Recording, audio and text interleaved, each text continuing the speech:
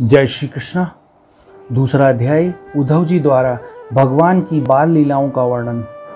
ओम नमो भगवते वासुदेवाय। श्री सुखदेव जी कहते हैं, जब विदुर जी ने परम भक्त उद्धव जी से इस प्रकार अपने प्रियतम भगवान श्री कृष्ण के संबंध रखने वाली बातें पूछी, तब उन्हें अपने स्वामी का स्मरण हो आया और वह हृदय भर आने के कारण कुछ भी उत्तर ना दे सके।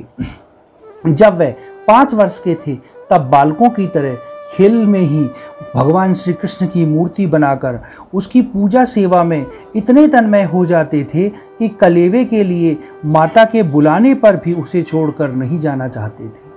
आप तो दीर्घकाल से उन्हीं की सेवा में रहते रहते ये बूढ़े हो चले थे। अतः विदुर जी के पूछने से उन्हें अपने प्यारे प्रभु के चरण कमलों की स्मरण हो आया। उनका चित्त विरह से व्याकुल हो गया। फिर वह उत्तर कैसे दे सकते थे। उद्धव जी भगवान श्री कृष्ण के चरणारविंद मकरंद सुधा से सराबोर होकर 2 घड़ी तक कुछ भी न बोल सके। तीव्र भक्ति योग से उसमें डूबकर वे आनंद मग्न हो गए। उनके सारे शरीर में रोमांच हो आया और मुदे हुए नेत्रों से प्रेम के आंसुओं की धारा बहने लगी। उद्धव जी को इस प्रकार प्रेम प्रवाह में डूबे हुए देखकर विदुर जी ने उन्हें कृतकृत्य माना। कुछ समय बाद जब उद्धव जी भगवान के प्रेम धाम से उतरकर पुनः धीरे धीरे संसार में आए, तब अपने नेत्रों को पहुंचकर भगवत वल्ली लीलाओं का वर्ण का स्मरण हो आने से विस्मित हो विदुर जी से इस प्रकार कहने लगे। उद्धव जी बोले, विदुर जी, भगवान श्री कृष्ण रूप सूर्य के छिप जाने से हमारे घरों में को काल रूप अजगर ने खा डाला है।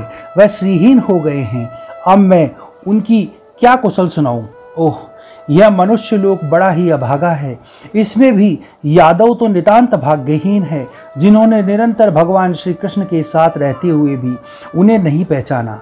जिस तरह अमृतमय चंद्रमा के समुद्र में रहते हुए मछली उन्हें नहीं पहचान सकती है, यादव लोगों के मन में भाव को तोड़ने वाले बड़े समझदार और भगवान के साथ एक ही स्थान में रहकर क्रीड़ा करने वाले, तो भी उन सब ने समस्त विश्व के आश्रय सर्वंतर्यामी भगवान श्री कृष्ण को एक श्रेष्ठ यादव ही समझा।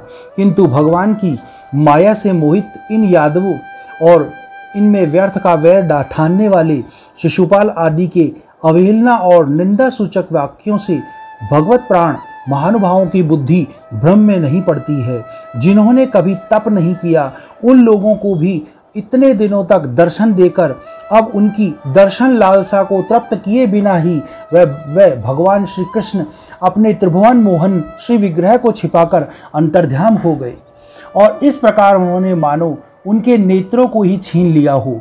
भगवान ने अपनी योग माया का प्रभाव दिखलाने के लिए मानव लीलाओं के योग्य जो दिव्य श्री विग्रह प्रकट किया था, वह इतना सुंदर था कि उसे देखकर सारा जगत मोहित हो जाता था। वह स्वयं ही भी विस्मित हो जाते थे। सौभाग्य और सुंदरता की पराकाष्ठा थी इस रूप में। उससे आभूषण अंगों के गहने भी विभूषित हो जाते थे। धर्मराज युधिष्ठिर के राष्ट्रीय यज्ञ में जब भगवान के इस नयनाभिराम रूप पर लोगों की दृष्टि पड़ी थी, तब त्रिलोकी ने यही माना था कि मानस सृष्टि की रचना में विधाता की जितनी चतुराई थी, सब इसी रूप में पूरी हो गई।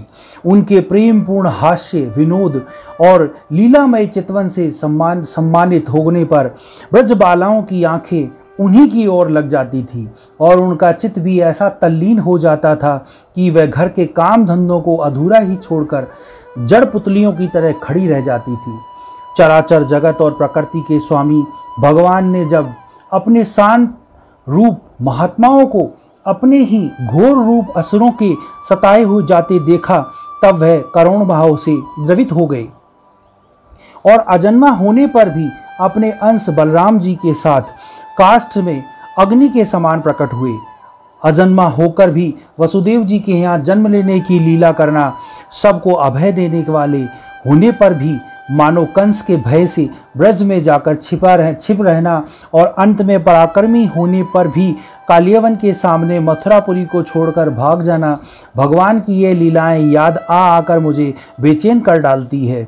उन्हें जो देवकी वसुदेव जी की चरण वंदना करके कहा था, पिताजी माताजी कंस का बड़ा भय होने के कारण मुझे आपकी सेवा का से अवसर ना मिल पाया। आप मेरे इस अपराध का ध्यान ना देकर मुझ पर प्रसन्न हो। भगवान श्री कृष्ण की यह बातें जब याद आती है तब आज भी मेरा चित्त अत्यंत व्यथित हो जाता है। जिन्होंने काल रूप अपने भ्रकुटी विलास से ही सारी पृथ्वी का भार उतार दिया था, उन श्री कृष्ण के पाद पद्म पराग का सेवन करने वाला ऐसा कौन पुरुष है जो उसे भूल सके।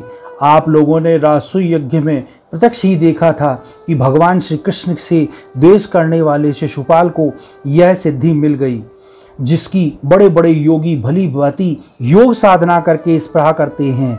उनका विरह भला कौन सह सकता है।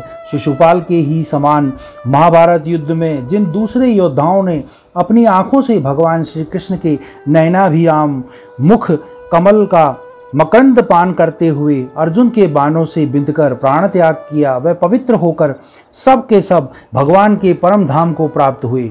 स्वयं भगवान श्री कृष्ण तीनों लोकों के अधीश्वर हैं। उनके समान भी कोई नहीं है, तो उनसे बढ़कर तो कोई होगा ही कैसे। वह अपने स्वतः सिद्ध ऐश्वर्य से ही सर्वथा पूर्ण काम है। इंद्रादि असंख्य लोकपालगण नाना प्रकार के भेंटे ला लाकर अपने अपने मुकुटों के अग्रभाग से उनके चरणों रखने की चौकी पर प्रणाम किया करते हैं। विदुर जी वह ही भगवान श्री कृष्ण राज सिंहासन पर बैठे हुए उग्रसेन के सामने खड़े होकर निवेदन करते थे, देव आपकी प्रार्थना, हमारी प्रार्थना सुनिए।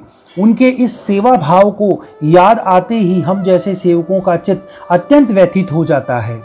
पापिनी पूतना ने अपने स्तन से में हलाहल विष लगाकर भगवान श्री कृष्ण को मारने की नीयत से उन्हें दूध पिलाया था। उनको भी भगवान ने वह परम गति जी दी जो धाय को मिलनी चाहिए। उन भगवान श्री कृष्ण के अतिरिक्त और कौन दयालु है जिनकी शरण ग्रहण करें।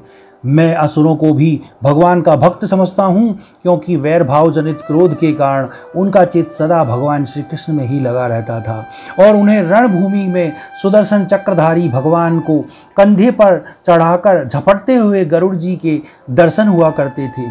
ब्रह्मा जी की प्रार्थना से पृथ्वी का भार उतारकर उसे सुखी करने के लिए कंस के कारागृह में वसुदेव जी और देवकी के यहाँ भगवान ने अवतार लिया था। उस समय कंस के डर से पिता वसुदेव जी ने उन्हें नंद बाबा के ब्रज में ही पहुंचा दिया था। वहाँ वे बलराम जी के साथ 11 वर्ष की तक इस तरह छिपकर रहे कि उनका प्रभाव ब्रज के बाहर किसी प्रकार प्रकट नहीं हुआ। यमुना के उपवन में जिसके हरे भरे वृक्षों पर कलरव करते हुए पक्षियों के झुंड रहते हैं, भगवान श्री कृष्ण ने बछड़ों को चराते हुए ग्वाल बालों की मंडली के साथ विहार किया था। वह ब्रजवासियों की दृष्टि आकृष्ट करने के लिए अनेकों बाल लीलाएं उन्हें दिखाते थे। कभी रोने लगते, कभी हंसने, कभी सिंह शावक के समान मुग्ध दृष्टि से देखते। फिर कुछ बड़े होने पर वह सफ़ेद बैल और रंग बिरंगी शोभा की मूर्ति गोवों के साथ चराते हुए अपने साथी गोपों को बांसुरी बजा बजा कर रिझाते थे। इसी समय जब कंस ने उन्हें मारने के लिए बहुत से मायावी और मनमाना रूप धारण करने वाले राक्षस भेजे, तब उनको खेल ही खेल में भगवान ने मार डाला, जैसे बालक खिलौने को तोड़ डालता है। कालियानाग का दमन करके विष मिला हुआ जल पीने से मरे हुए ग्वाल बालों और गौओं को जीवित करके उन्हें कालियादह के निर्दोष जल पे पीने की सुविधा कर दी। भगवान श्री कृष्ण ने बढ़े हुए धन का सदव्यय कराने की इच्छा से श्रेष्ठ ब्राह्मणों के द्वारा नंद बाबा से गोवर्धन पूजा रूप गोयज्ञ कराया। भद्र इससे उनका अपना मान भंग होने के कारण जब इंद्र ने क्रोधित होकर व्रज का नाश करने के लिए मूसलाधार जल बरसाना आरंभ किया, तब भगवान कृष्ण ने करुणावश खेल ही खेल में छत्ते के समान गोवर्धन पर्वत को उठा लिया और अत्यंत घबराते हुए ब्रजवासियों की तथा उनके पशुओं की रक्षा की। संध्या के समय जब सारे वृंदावन में शरद की चंद्रमा की चांदनी छिटक जाती थी, तब भगवान श्री कृष्ण उसका सम्मान करते हुए, मधुर गान करते हुए, गोपियों के मंडल की शोभा बढ़ाते हुए उनके साथ रास विहार करते। दूसरा अध्याय समाप्त। ओम नमो भगवते वासुदेवाय।